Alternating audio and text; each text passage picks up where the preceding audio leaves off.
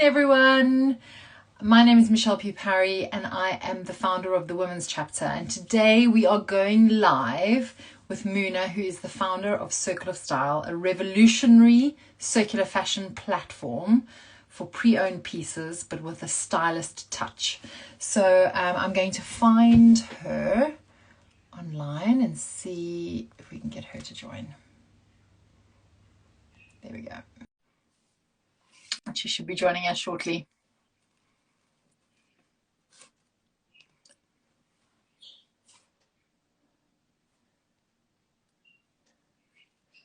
There she is. Just invite her again.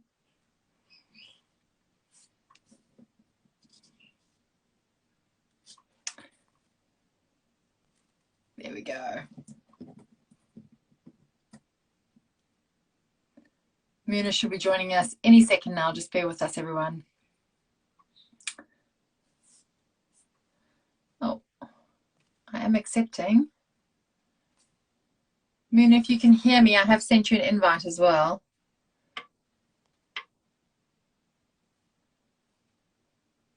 Sometimes Instagram takes a little while for these things to kick in. Muna, if you can hear me, or it's saying you're unable to join. Let's keep trying.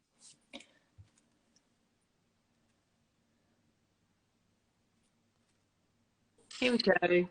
There you go. That took a little while, but we got there. Hello. Hello. Hi. Nice to have you here with us. Thanks so much for having me. This is my first Instagram Live, Michelle. Ah. Well, they having done very many of them, they are not as scary as they first seem. So thank you so much for joining us today and for making the time. Yeah, and sometimes it takes a little while, especially if it's from a personal account, for it to kind of connect. I don't know why. But anyway, we're here now together.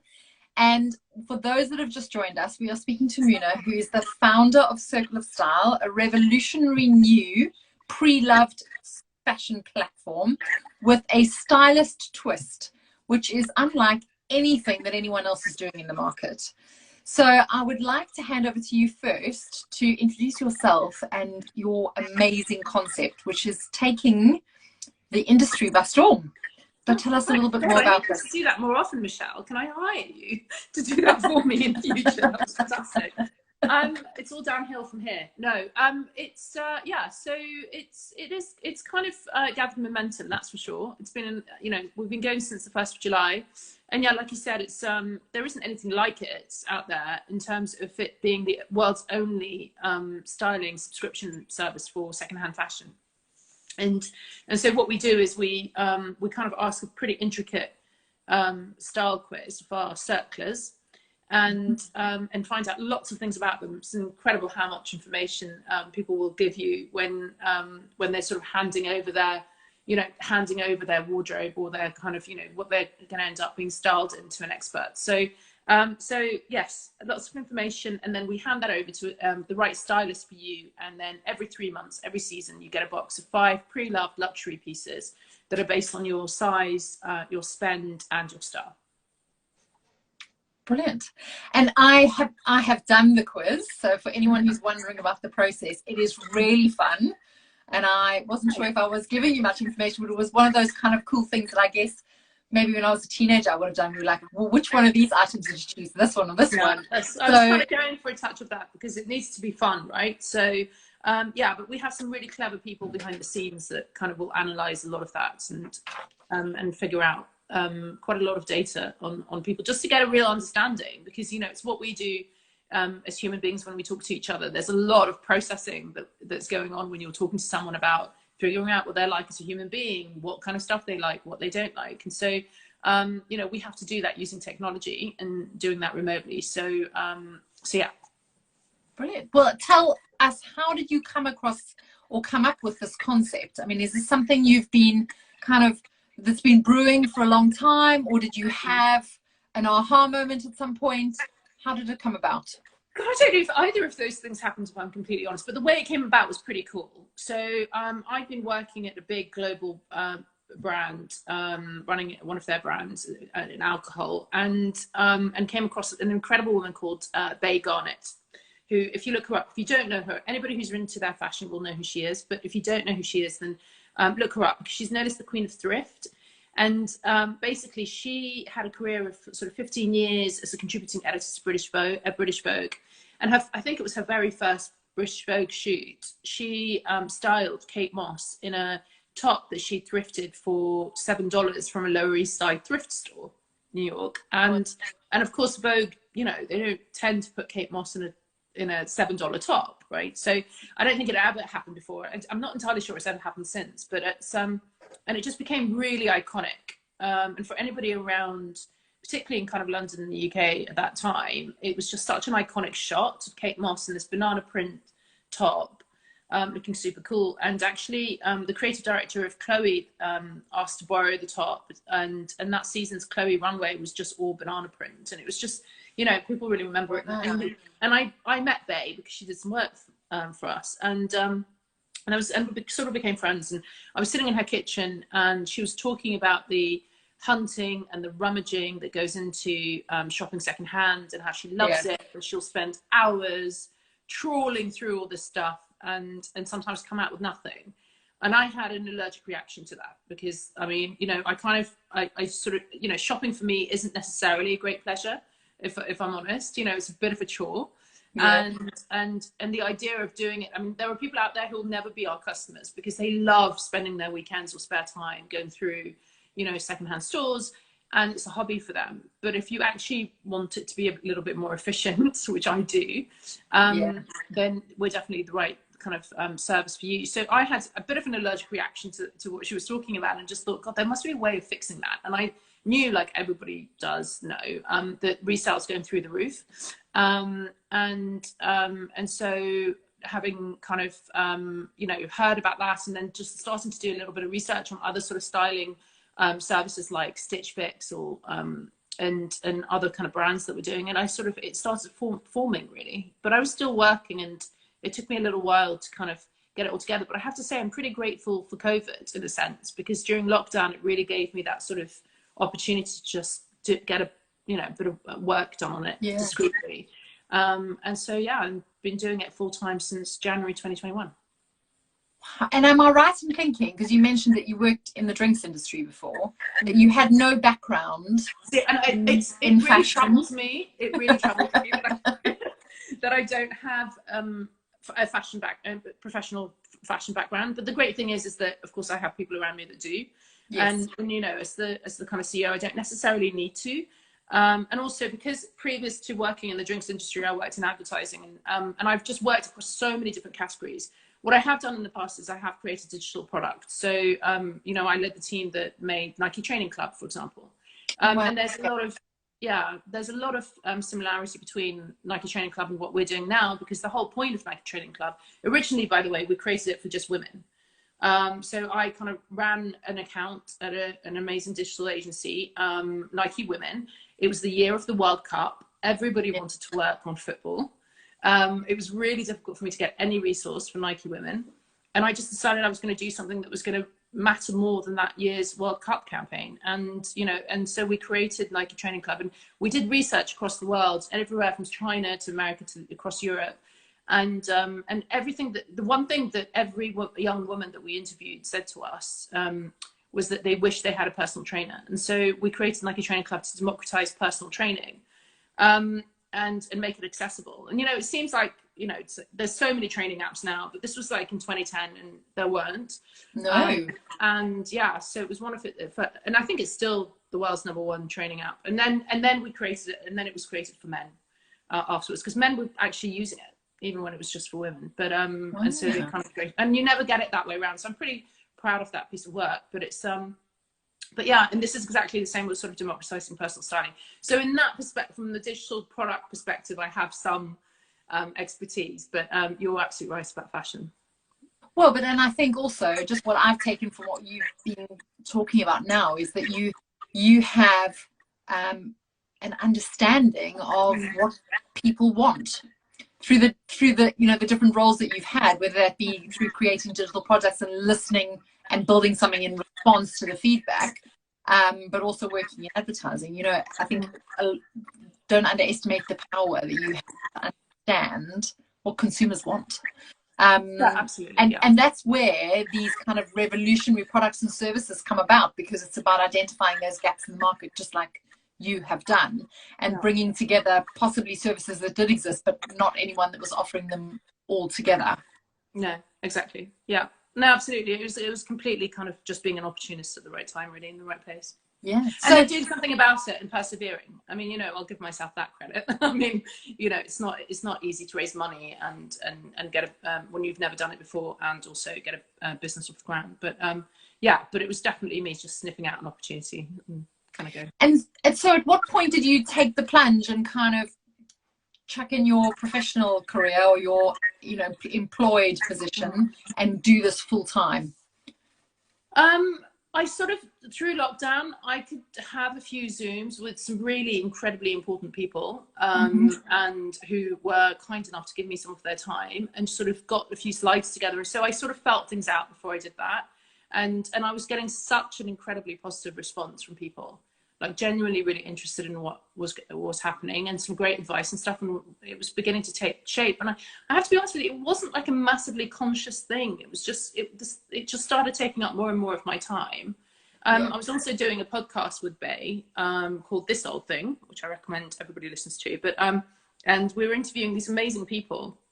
So we had Mary Portas on, Rachel Weisz, Christina Ritchie, Chloe Sevigny, loads of really great people, and also Deborah Meaden, of course, who's kind of, you know, always been into kind of has got really strong green credentials. And I kind of sort of grabbed her at the end of the recording and just went, look, I've just got this idea, can I just run it past you? And actually I sounded quite mad, and I was just so excited at sort of pitching at Deborah Meaden. But and she really liked it, and I think she was a bit sort of also kind of overwhelmed by the excitement, but it was I just thought, you know what, I've got to do something about this. So I kind of did, and just I'm lucky enough to be able to do that. And you know, I don't have children, I don't have that many responsibilities, and so I could take the plunge and give it a go. Amazing. Well, congratulations, you have come so far in this year. It's been a year, right? Since January? No, it's been about 9 months. Wow. We've started trading. Yeah, we opened up shop in 1st of July, and we've got over 1,000 subscribers already who are receiving 4 boxes a year. And we've been really lucky as well, just getting support from some, you know, a few famous faces. We've got a few famous faces who are kind of customers of ours, and they've been really supportive. So that's made, you know, customer acquisition relatively easy. Amazing. And so can you explain a little bit more about this, maybe for people who are new to this pre-loved world, how is this concept different to what else is out there? So the problem with buying pre-loved, I mean, there's lots of incredible things about it. There's lots of benefits for anybody doing it. But the issue that we're overcoming is that it just takes a lot of time, because every item's unique. So your kind of decision tree, or your way of navigating shopping is very different from new. So everything needs to be perfect, otherwise there's no set, you can't buy it. So it's not like walking into Selfridges and saying, hey, I like that shirt, you know, the shirts are over there, I like that shirt, I'll find it even in a different color, but I'll definitely find it in my size. And then, you know, job done. This is one item. If you like that item, it needs to be exactly the right style, exactly the right size. It needs to be exactly the right color. You know, everything needs to be right about it. Otherwise, it's a stop, start kind of experience. So it takes a long time. And so it's a great thing to do. Of course, all of us should be doing more of it. It also means that you can, you know, you can access things at a different price point. So we make luxury pieces much more accessible by selling them at something like 1/8 of the original price. And they often come with tags, you know, they've never been worn, or you know, if they have, they've been very lightly worn. So it's you know, it's got lots of benefits for everybody, but it's difficult to do. So if you don't have the time to do it, then you know, then the service like ours, or getting your own personal stylist if you can afford one. But if you can't afford your own personal stylist, then a service like ours will help you navigate that.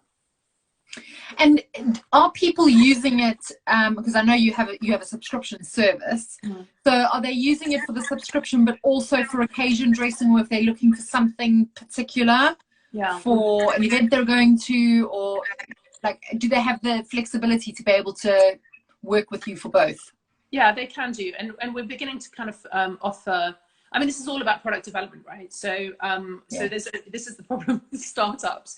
When you're used to working with kind of, you know, £100 million budgets on big global brands, is that, of course, my biggest fault is impatience. And so, you know, you have to just do everything step by step and really slowly, and things take time. And one of the things that we're beginning to offer now is to kind of choose when you get your box, and therefore ask for something specific. So, because at the moment it's very kind of every 3 months, and we've had to do that because we just couldn't afford not, you know, we had to kind of control it to that level. But now we're beginning to allow that. And we do get people, so when we do get people updating their style quiz and saying, so one of the questions is what's coming up in the next 3 months. So of course they, you know, they tell us, I've got a summer full of weddings, or, you know, I'm going on a really important holiday or a business trip or whatever it is. So we always try and do our best to accommodate that. And how does it work if your box arrives and there may be a few pieces in there you love and they fit like a glove, and then there are others that are just not quite right? Do they return them to you, or how does that work? Absolutely, yeah. Returns are completely free. There's a free kind of returns label in the box, prepaid, I mean, and yeah, you only pay for what you keep. So from that perspective, yeah, absolutely. We are working on sizing. It's a big problem for ecom. So we're partnering with a massive business in the US that has millions of data points about women's bodies and measurements, and can help with garment measurements as well, because often we don't know our own measurements, so we're kind of relying on pretty inaccurate data sometimes from customers. And I mean, I can't tell you mine, you know, and it changes a lot, but actually, because of this business that we've partnered with, they have millions of data points whereby, you know, based on your gender, your age, your weight, your height, etc., and a couple of other things that most of us know about ourselves, and they can give us really accurate measurements. And so we're constantly trying to improve that, and it's a struggle for every ecom business in terms of sizing. You know, one of the things that we're working on as well is just being a bit more inclusive with plus sizing, which, you know, it's difficult because we don't create our own clothes. So so we're sort of very reliant on what's out there, and to get the quality and the quantity that we need, it's been quite difficult. So at the moment we do stop at size 16, but we are looking, it's one of our massive priorities to fix that moving forward. And where do you get your stock from? And are you holding all of that stock? Like, how have you navigated that side of that? Because I think that's a challenge for any fashion brand. But in your case, obviously, you're really reliant on a steady flow of stock in order to be able to fill the boxes.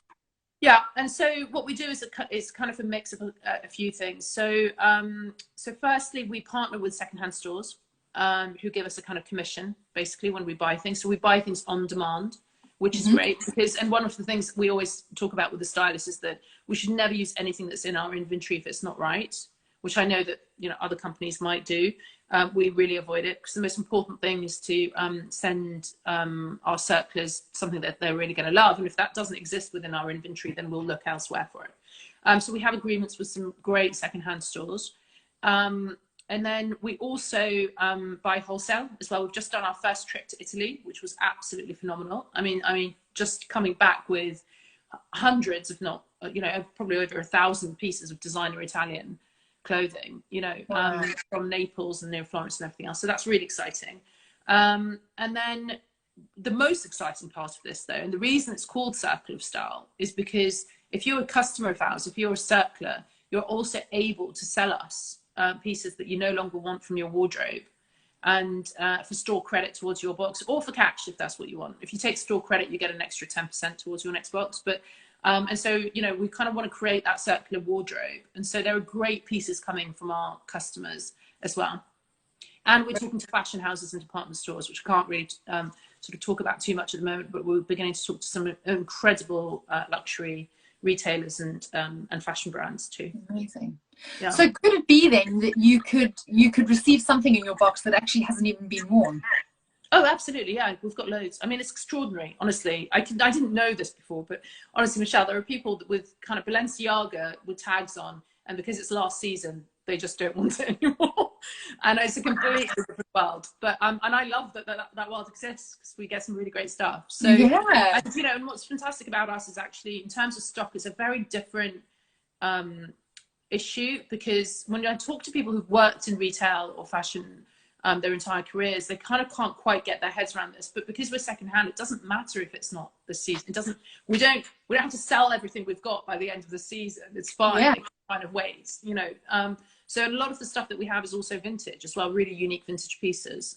So we asked that question on our quiz because we really want to understand what your motivation is for shopping secondhand. So we get you the right things. Some people love obscure vintage labels with a history, and they don't mind if it's got a little mark on it because it kind of feels like somebody's worn it and something's happened.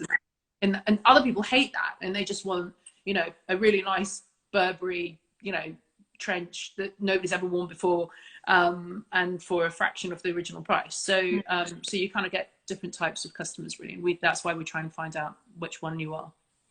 Wow. Well, I think I definitely have my wardrobe that I should be sending your way. But and how does it work then? If people, I mean, are you someone then that's not particularly trend driven if you're a Circle of Style customer? We're actually anti-trend. And we're kind of we're going to start communicating that a little bit more as a brand, because I think it's really important. And actually most of our customers as well are sort of tend to be sort of 30 plus, even 35 plus. And I think that's no coincidence, really, because I think when you get to that age, you know your own style a little bit more, you're a little bit more confident, and you're not as much of a fashion sheep, you know, just desperate to look like all your friends.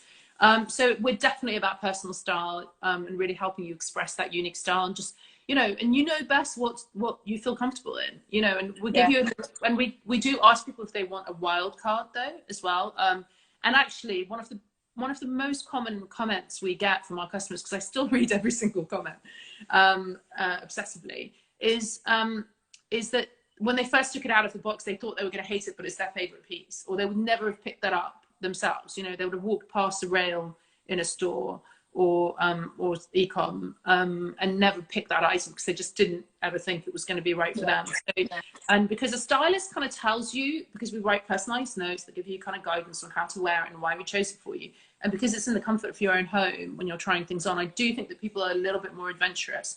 And so we've kind of surprised and delighted people with stuff that we've sent them that they would never have picked themselves, which I love. It's my favorite comment whenever I see that. Yeah, well, it's like beyond your comfort zone in a box. Brilliant. Exactly, but also when, you know, the thing about sustainability is often it's about taking things away, you know, and that's, and I hate that. I hate compromising. I hate having to kind of, you know, give up things that I really love. And so the thing I was really keen to do with this business was that's why we say it's where style meets sustainability, is that we're always elevating your style with this. It's a plus service. It's not just we've all got to be sustainable now, so how do we get through that? It's actually, you know, it's a bonus to use us. Well, and I think providing that solution for many people that might not have thought that those could coexist, the style and the sustainability piece, and that you could wear pre-loved and look amazing, not look like you're necessarily walking around in pre-loved, or you've just been to a thrift shop, you know, and walked up with something that felt like fun at the time, but you would tire of it eventually. So I think it's the most incredible concept, and I know that we really encouraged our members to support you both by subscribing, but also sending their unloved or no longer wanted pieces to you, so that we can keep this circle going. Yeah, absolutely. And we make it really easy for people as well to do that. I mean, it's all about efficiency for me, and I'm incredibly lazy, so I always think, what would I want? And you know, so we make it super easy, and you don't have to wait for it to sell before you get paid, and you know, like you would if you had to put it up on a platform, on a resale platform, or deal with any of that admin and stuff. And so we've got some great buyers that deal with the private sellers, and make it super easy. And it was really nice, actually. We did a post on our Instagram recently about how easy it is, and 3 or 4 of our customers that had sold to us jumped on and just said, oh, it's really easy, you know, Megan, who's the girl that's in charge of it, made it super easy for us. And so it's really nice to hear that positive feedback that we're doing that.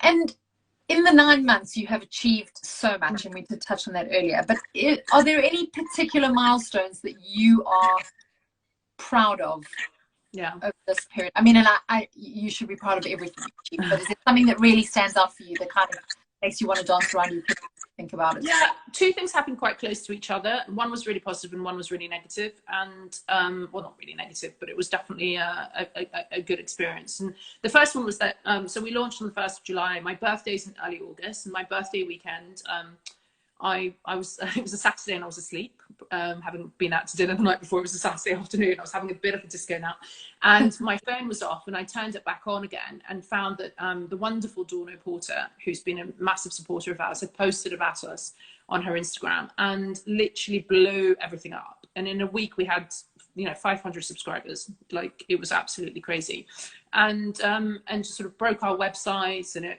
Instagram went mad, and it was just really exciting. So that was a definite highlight. I'll never ever forget that moment, because it was just a really massive gear change, and we'd only been literally open for a month.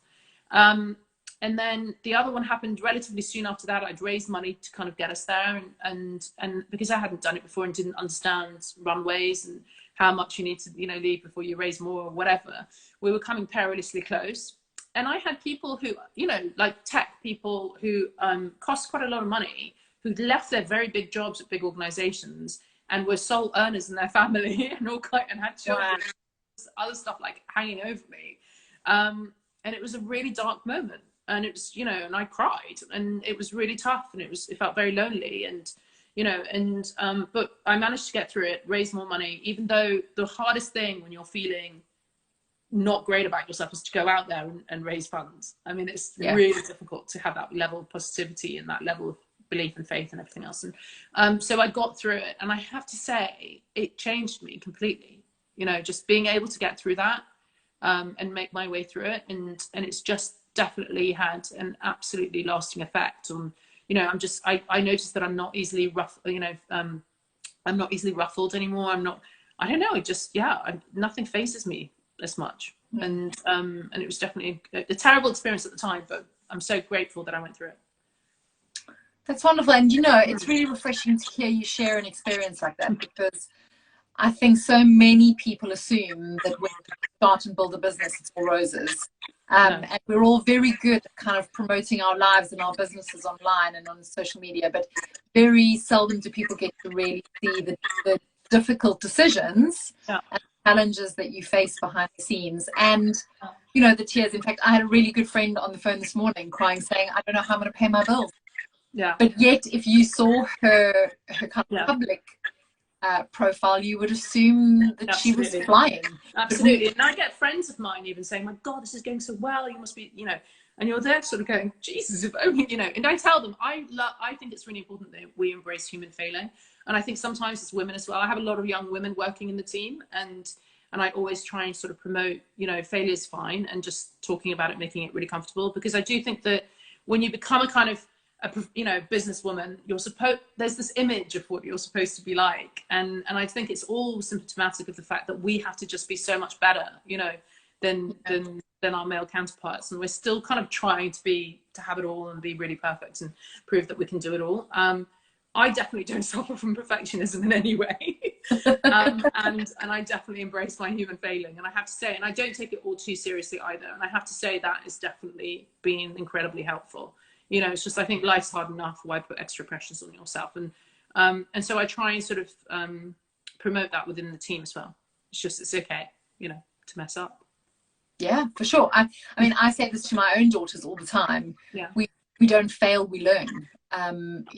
It's all about how you frame these experiences and the lessons and the positivity that you take from them, and that every challenge we face, somehow there's an opportunity waiting there. It's kind of asking to be honest with you, sometimes I make the same mistake like 7 times. That's the case as well. It's fine. Nobody died. Hopefully, I just think there's a lot of I see that a lot of anxiety amongst young women in work, and a lot of it is kind of self-perpetuated, actually. I think society does it to us as well. I'm not saying that it's our fault in any way, but it's definitely what we imagine we should be doing versus reality, or how we imagine we're doing versus the reality, is so out of kilter. A lot of the time, the people that are doing the best just really don't believe that. Don't believe that they're doing well, and it's just extraordinary to me that that's the case. But and I think many, you know, those people, like all of us, need a community of people around them that they can be vulnerable with, but also who are saying to them, look, actually, you're doing a really good job. Stop and have a look at how far you've come. Because I think as founders, that's also something that many of us are not good at doing, is stopping and taking stock of actually how much we've achieved, how far we've come. Because like you were speaking about that, you know, that dark time that you went through, but you built a real kind of resilience foundation as a result of that. And so anything else that you encounter subsequent to that may not feel as difficult. But that's just because you've built that resilience. And I think we become often quite desensitized to how much we manage and how far we come. Yeah. Exactly. So, you know, it's often something that the women in our community have sort of said they have to remind themselves to stop, you know, and I think there's a gratitude piece in there as well. Just kind of, wow, I'm grateful to my community and the people around me, but also I'm going to give myself a big hug without sounding too woo-woo for how far we've come. Yeah, we need to treat ourselves a little bit more like our best friend, you know, because I'd be like slapping them on the back and high-fiving, and also just telling them it doesn't matter if things go wrong, you know, as well. Yeah. So I think, just kind of reminding ourselves of that is really important, because it is about resilience, and it's about just being able to keep going. And you know, one thing I've become really, you know, I've realized you have to be ruthless with is your energy and your time, but also it's a marathon, not a sprint. There's so much further to go that I just can't have a breakdown about this right now. Like, it's just not, you know, why I just can't do it. There's too much to do. So what piece of advice would you give to somebody considering making the kind of change that you did, you know, leaving another life or another career to follow a passion they had and start a business? Yeah, it doesn't have to be a kind of black and white sort of go from one thing and decide, make a big decision and stop and start something else. I mean, just start having conversations in your spare time. Just weave in some conversations, see what, you know, do a bit of checking with people. I think some people that are thinking about starting a business sometimes think they shouldn't share their idea just in case it gets stolen or something. It's fine. I mean, you know, share it with a few people. It's okay. Gauge people's reaction to it, and pick those people carefully. I mean, you know, make sure that they're experts in what you're trying to do. I was lucky enough through Bay to talk to people like Ilana Weston, who owns, you know, who's the chairman of Selfridges Group, and incredible people like that. And you know, when you get a positive reaction from someone like that about what you're doing and them wanting to hear more about it, then it's definitely a great motivator. So get out there. And, you know, and if you don't get a great reaction, then save yourself the trouble, you know. But it's but yeah, I would say just take baby steps, gauge the reaction from kind of experts in the field that you're trying to get into, and then make a plan to how you're going to be able to afford to do it. Start thinking about raising investment early as well as my other, you know, start doing some research in terms of how to raise investment and start putting yourself out there. It takes twice as long to do it than you think it does. And you need the money to kind of make something happen. So, okay, well, before we end off, because I think we're at time already, I always ask our interviewees some quick fire questions, but you can't think about the answers too long. But it just helps everyone to kind of learn a little bit more about you. So, who or what inspires you? Who or what inspires me? Oh God. I don't know. This proves I didn't prepare, right? It really is a quick fire question. Okay, loads of things. Lots of women in the industry. I've had some amazing female bosses and great women around me right now. So yeah, they inspire me all the time. Okay, cool. What's your biggest fear? Failure, of course. Failure. Yeah. And what's the most courageous thing you've done? Adopt a rescue dog. Honestly, my friends would actually back me up on that. No, it's the most courageous thing is just not taking no for an answer and keep going. Yeah. And what's your dog's name? Remind me. Fergus. He's over there asleep. I can show you him. Oh. Yeah. Do you have a guiltless pleasure? All pleasure should be guiltless. I think guilt's a really overrated emotion. Brilliant answer. Brilliant answer. And a mantra that you live by? Keep going. Just do it. Just get on with it. Yeah. And then, do you have a particular female role model? I mean, I know you've spoken about the women that have been around you along this journey. I think this is a really controversial answer, but like somebody, I'm really, really attracted to people like Margaret Thatcher, or even Mary Whitehouse. Actually, I saw a documentary recently, but just women who just really battle through because I don't agree with her politics, but I really love her focus and her determination and her commitment. Yeah. Well, and I think she had that approach that she didn't let anyone or anyone's opinion stand in her way. No, and it kind of came back to bite her in the end. But I mean, I just think, but she wouldn't have made, she did extraordinary things, and it was 30 years ago, and that's amazing, So I think we have to take our hats off to her. So maybe when it comes to tenacity, we all need to be a little more Margaret. A little bit more Maggie. Well, Muna, it's been the most wonderful conversation. Thanks for having me. Thank you for sharing so much of yourself and your business journey. I'm very, very grateful. For those that are listening, how is the best way for them to get in touch with you, to become a circler? Circlestyle.com is where to sign up for the service. And if you want to get in touch with me personally, it's Muna@circlestyle.com. Okay, brilliant. And they have a great Instagram feed as well, so head over to Circle of Style too, and you can engage and keep up to date with all of them, because I know that you have news landing all the time. And also, huge congratulations on your Brands Tomorrow. Oh, thanks. Yeah, amazing, brilliant. Amazing network, amazing support from that. Oh, yeah. I think we're the youngest brands who have been chosen. Yeah, but probably. Yeah, no, it's really exciting. No, it's incredible. I know many of the women who've been through that program, and I know Helen too. Yeah, and amazing. So